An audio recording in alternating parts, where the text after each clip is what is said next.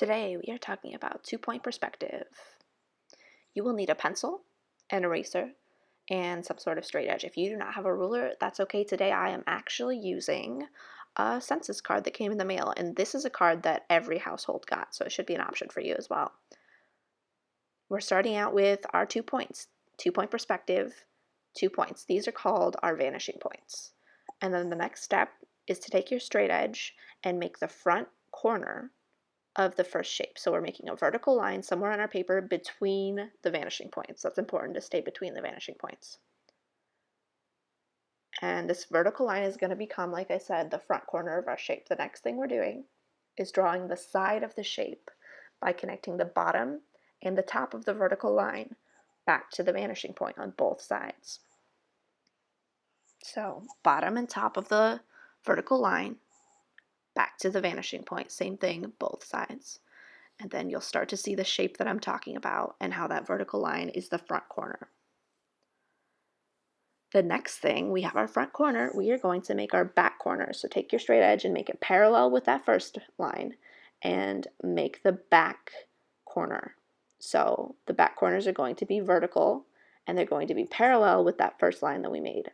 Next thing, I'm making the top of the shape. So because I'm a little bit below where the vanishing points are, I can see the top of the shape, and I'm connecting back corner with the opposite vanishing point this time. If I were to connect on the same side, you would see that I already have that line. So back corner, opposite vanishing point.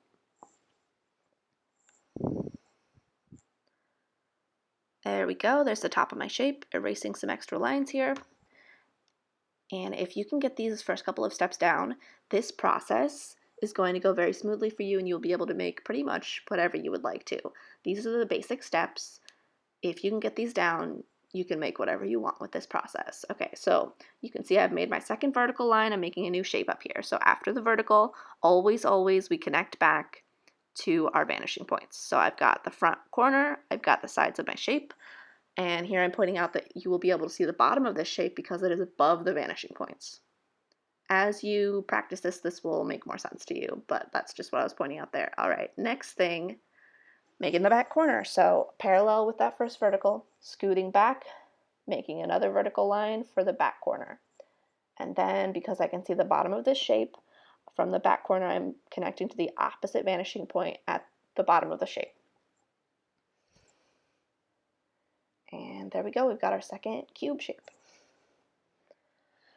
And I'm showing you this just one more time. Just watch. Same 3 steps. And these 3 steps are the basis and they're really important for this process. So at this point in the video, I would pause and practice making a few cubes of your own. Because after you understand these first couple of steps, you're going to be able to do the rest of the video a lot more smoothly.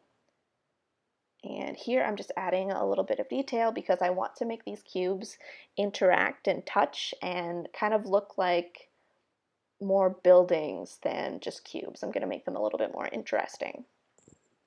And I'm using those same steps we just went over to start to make some pillars and platforms.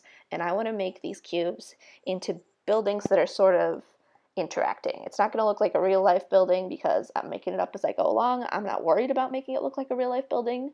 That is an option, but here I was just showing some ways to add some details to make the buildings kind of connect together. And the main way I did that was with some pillars. Next thing I'm showing you is how to make some doorways for your buildings. So I'm making some more vertical lines, and this time the verticals are going to be the right and left side of the doorway. And then the top of the doorway is going to be connected to the vanishing point. So decide how tall your door is and then connect those vertical lines to the vanishing point.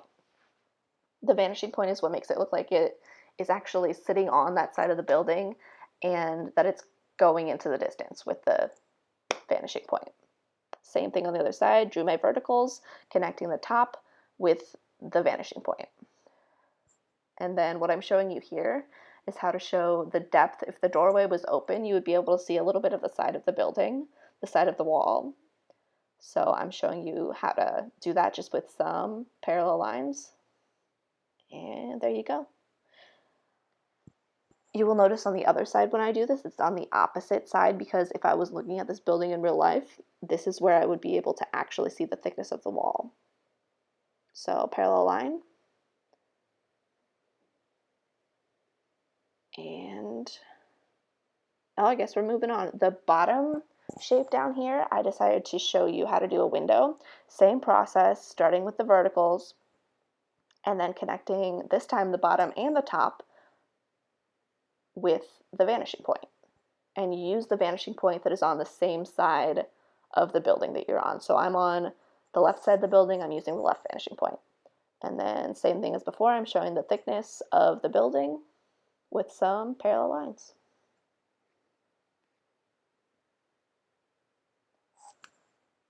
And this little corner that I'm making, it connects and shows the corner of where kind of the wall and the floor meet here.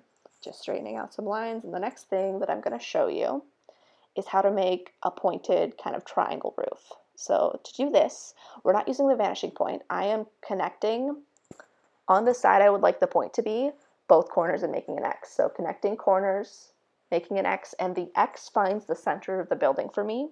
I go up through the X, and this line that I'm making, that's where the top of the triangle is going to be. Just watch if that doesn't make sense. So I connected and I made an X. I went straight through the center of the X, and now I'm connecting that point that I found with the two top corners of my building. And that's going to make our little triangle roof. Seems really technical. Try it a couple times, it'll make sense. And then the position of this building up here, it is so high that I can't actually see the top of the roof, and I'm going to show you why in just a moment. What I would do if I could see the top of the roof is connect that point back to the vanishing point, but you can see that if I did that line, it would be crossing through my building, which means it's behind, I can't see that. So here I'm going to show you another example, and this time you can see the top of the roof. So corner to corner, making our X, and then crossing through the X straight up as high as I would like my roof to be, connecting corner to that top point, corner to the top point. There is my little pointy triangle. This time I can see the roof, so I'm going to go from the little point of my triangle over to the vanishing point, and then here I have to make a parallel line. So I find the angle with my straight edge and I scoop back and make the back edge of the roof. Next thing I'm doing is showing you how to make some stair steps. So I took my straight edge, put it in the doorway, and went to the opposite vanishing point to find that first stair step. And then I did a vertical, and then you're going to keep going. So vanishing point, vertical. Right now it's vanishing point, and then from the end of that new line I just made, I make a vertical down. And you do this for however many stair steps you would like to make. So vanishing point, vertical. And then from all these new corners you just made, I'm marking them so you can see what I'm talking about. You switch vanishing points, and you're going to connect them backward to make the length of the step. So from all those corners, backward toward the vanishing point on the same side of the building you're on now. So I switched vanishing points on you. And then next thing is to draw the back part of the step. You want the back and the front of the step to be parallel. So whichever vanishing point you were using before, you switch back and you go vanishing point, vertical, vanishing point, vertical, just like we did for the start of the staircase.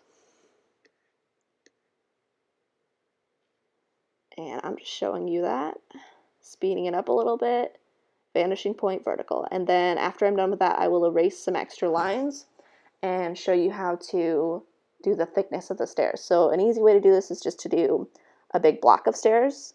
You can also show the thickness of the stairs by just making some parallel lines. So that's two different options. So your stairs aren't just paper thin. All right, just a few more things to show you. Here I'm showing you that you can also do an arch for the top of your doorways if you would like. And then I didn't include any round shapes, but you could. So I'm starting with a circle instead of my vertical line. And then instead of connecting the top and bottom, you find the uppermost and lowermost point of the circle and connect backward. And then to make the back part, you make a curve instead of a straight line, and then it becomes a cylindrical shape. The next thing I'm going to show you are some student examples. So with this project, I would go ahead and practice making those cubes, practice adding the details that I showed you to do, and then get out a new piece of paper. Try this out. These student examples, their prompt was to do impossible architecture. So I told them, just make your vanishing points, one on either side, start with a vertical, and just start drawing. Don't think about it too hard, just see what you can make. So that's what I'm going to give you as advice. Make your vanishing points, make one vertical, and just get started and see what you can make. Good luck, guys. Let me know if you have any questions.